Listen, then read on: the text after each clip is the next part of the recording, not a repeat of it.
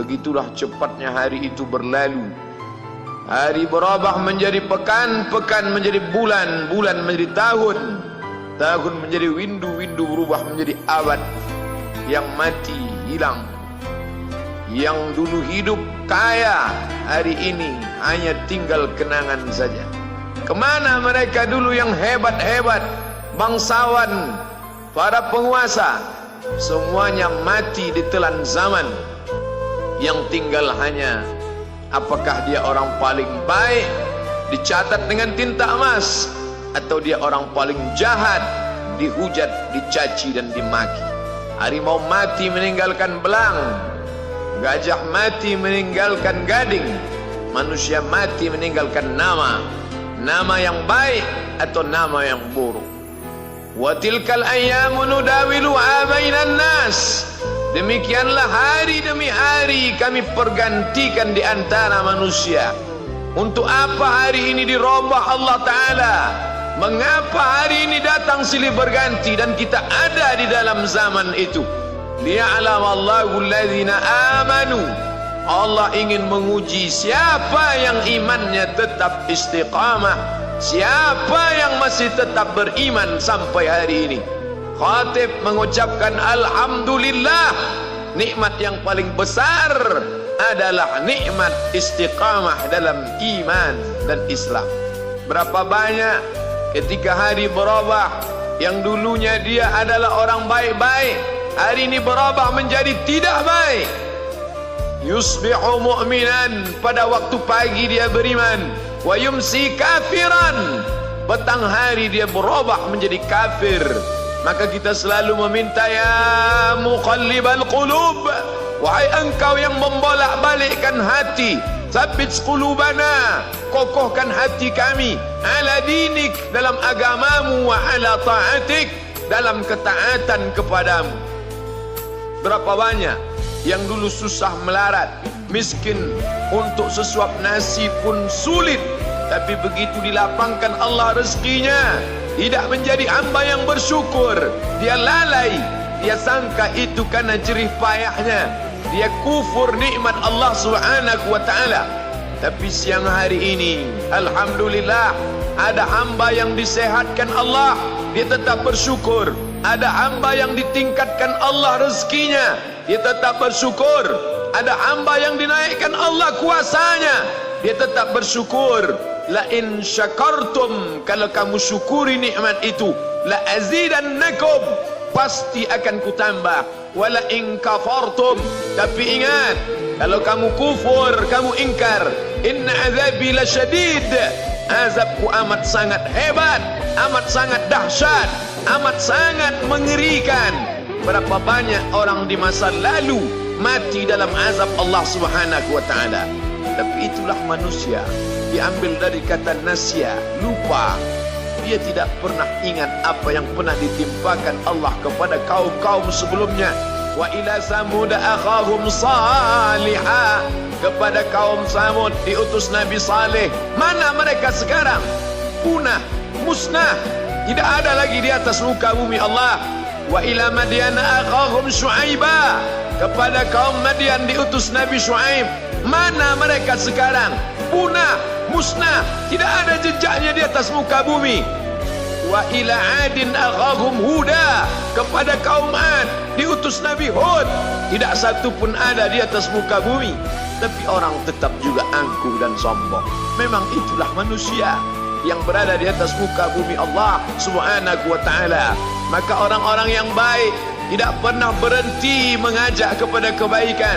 Umat ini dikatakan baik bukan karena banyak ibadahnya. Umat ini dikatakan baik bukan karena dia pergi bolak-balik ke kota Makkah Al-Mukarramah untuk haji dan umrah. Allah puji umat ini, kuntum khaira ummah, kalian umat terbaik. Kapan? Bila umat ini disebut umat terbaik? Ta'muruna bil ma'ruf, ketika engkau sanggup mengingatkan saudaramu dalam kebaikan. Pagi ingatkan tentang siang, siang ingatkan tentang petang, petang ingatkan tentang malam, malam ingatkan bahwa esok pagi kita tetap berbuat baik. Wa tanhauna 'anil munkar, larang mereka dari perbuatan mungkar. Maka hari-hari yang sudah kita lewati di masa yang lalu, sanggupkah akan pulang kembali? Pepatah Arab mengatakan, lan tarji'al ayyamul lati madat, yang lalu tak dapat terulang kembali. Apakah semua itu berlalu begitu saja? Tidak ada yang percuma, tidak ada yang gratis, tidak ada yang sia-sia. Semua akan diminta pertanggungjawaban di hadapan Allah Subhanahu wa ta'ala. Sejak kita tegak di atas muka bumi ini, sejak kita diberikan nafas, diberikan hidup, diberikan nyawa, maka sejak itu kita ditanya, apa khalaqnakum abatha? Apakah kalian kami ciptakan sia-sia? Apakah kami sangka? Apakah kamu semua menduga bahwa kami menciptakan kamu lalu kamu tidak akan kembali menghadap kami? Semua akan diminta pertanggungjawaban di hadapan Allah Subhanahu wa ta'ala. Tidak ada kata yang dapat terucap dari lidah orang beriman selain ucapan Astaghfirullahaladzim. Ampunkan segala dosaku di masa yang lalu. Aku lalai dan lupa ya Allah. Kami termasuk orang-orang yang menghilangkan usia kami ya Allah.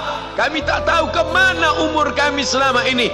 Berapa jam untuk perbuatan dosa, berapa untuk perbuatan maksiat. Padahal ketika tiba masanya, kami semua akan menghadapmu. Dan pada saat itu semua akan dihitung menit demi detik. Detik semuanya tak ada yang dapat dari luput panggilan Allah Subhanahu wa ta'ala. Tidak ada yang lepas daripada pengawasan. Inna alaikum lahafizin, bersama kamu ada malaikat hafazah kiraman mulia, katibin mencatat, ya'lamuna ma taf'alun, dia tahu semua yang kamu lakukan. Betapa waktu-waktu yang lalu itu tak dapat kita tebus dengan apapun selain kita perbaiki di masa yang akan datang. Tingkatkan kualitas salat berjamaah, tingkatkan membaca Al-Quran. Andai usia kita sudah lanjut, tak dapat kita jemput, maka kita didik anak cucu generasi akan datang menjadi generasi yang Qurani dan Islami. Sab'atun yudhilluhumullah, ada 7 di antara yang dapat naungan Allah. Yauma la dhilla illa dhilluh, hari itu tidak ada naungan kecuali naungan Allah Subhanahu wa ta'ala. Di antara yang mendapat naungan itu adalah syabun, anak muda, nasya'a fi ibadatillah, anak muda yang tumbuh beribadah kepada Allah Subhanahu wa ta'ala.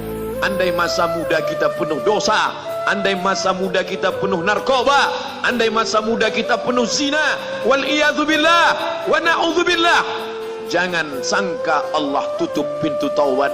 Innallaha la yaghfiru ayyushraka bihi, Allah tak terima taubat orang yang mempersekutukannya. Wa yaghfiru ma duna dzalika liman yasha, tapi taubat selain itu diterima, dibukakan Allah Ta'ala. Mari perbaiki anak menantu, cucu, kawan, sahabat, andai talat, ajak ke jalan Allah Subhanahu wa ta'ala. Itulah salah satu memperbaiki yang masa lalu, kita perbaiki di masa yang akan datang. Di antara tujuan Allah mengapa dia buat kita masih hidup di akhir tahun ini, liya'lamallahu allazina amanu, Allah menguji siapa yang masih tetap dalam istiqamah iman dan Islam. Tujuan kedua, mengapa Allah buat kita hidup sampai hari ini? Wa yattakhidha minkum syuhada, wa yattakhidha minkum syuhada, Allah ingin melihat siapa di antara kita ini yang layak untuk menjadi syuhada, iskariman, hidup mulia, au mutsyahidan, atau mati syahid. Pilihan orang Islam tidak banyak. Kalau hidup, hidup mulia. Kalau mati, mati syahid. Jangan hidup hina, mati terlunta-lunta, tidak diterima Allah Subhanahu wa ta'ala. Hidup mulia atau mati syahid dipersaksikan oleh para malaikat. Man kharaja fi talabil ilmi, siapa yang keluar rumah dengan niat menuntut ilmu, fahuwa fi sabilillah, maka dia seperti orang yang berjihad fi sabilillah, yang jauh meninggalkan kampung halaman, menuntut ilmu di perantauan. Jangan kau sangka kau anak yang terbuang, engkau adalah seorang syahid. Andai mati dalam perjalanan, maka matimu adalah seorang yang mati syahid. Mencari rezeki yang halal, meninggalkan anak dan istri, demi untuk memberikan nafkah, menjaga diri dari riba, menjaga diri dari haram, menjaga diri dari syubhat. Ditinggalkan anak yang masih kecil, istri yang memerlukan kasih sayang. Kutinggalkan kalian bukan karena hawa nafsu, tapi ingin mencari yang halal. Tetesan air mata, penuh keringat dan kerinduan, munajat di tengah malam, dibayar Allah Ta'ala dengan tetesan darah seorang syahid. Man mata duna malihi, siapa yang mati membela kehormatan hartanya, fahuwa syahid, maka dia mati syahid. Betapa seorang yang susah melarat hanya untuk menjaga diri dari yang haram dan syubhat, Allah muliakan dia. Inna akramakum indallah, yang paling mulia di antara kamu di sisi Allah, atqakum, yang paling takut kepada Allah. Ramai kita di rumah Allah ini, yang paling kaya kah yang paling mulia? Tidak. Yang paling ganteng dan paling hebat kuasanya kah yang paling mulia? Bukan. Yang paling berilmu, buya, kiai, ulama, apakah dia yang paling mulia? Tidak ada jaminan. Tapi yang paling takut kepada Allah Subhanahu wa ta'ala, takut terjerumus dalam riba, takut terjerumus dalam syubhat, takut makan haram, sehingga dia biarkan dirinya dalam kesusahan, susah dalam pandangan manusia, melarat dalam pandangan orang kaya, tapi hidup mulia dalam pandangan Allah, para malaikat, nabi dan rasul. Hari ini orang itu dikatakan bodoh, hari ini dia dikatakan goblok, hari ini dia dikatakan kamu tolol sekali. Mengapa tidak kamu pakai kekuasaanmu? Mengapa tidak kamu pakai kesempatan? Hidup hanya sekali, pakailah sesuka hati.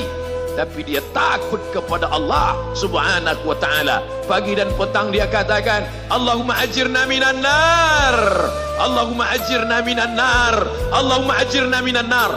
Selamatkan kami, aku, istriku, anakku.